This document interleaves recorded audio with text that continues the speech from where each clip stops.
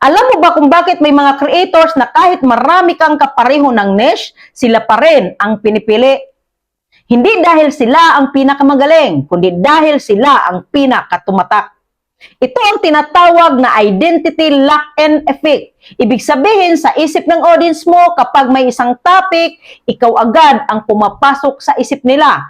Halimbawa, kapag may problema sila, hindi na sila naghanap pa, diretso na sila sa'yo. Paano nangyayari yon? Consistency, clarity at character. Consistency, pare-pareho ang mensahe mo. Clarity, malinaw kung ano lang ang tinatayo mo. At character, may unique kang boses at personality na hindi kayang kopyahin. Hindi mo kailangan maging iba sa lahat, kailangan mo lang maging malinaw kung sino ka. Kasi kapag nagawa mo to, hindi ka na nila ikukumpara. Ikaw na mismo ang magiging standard.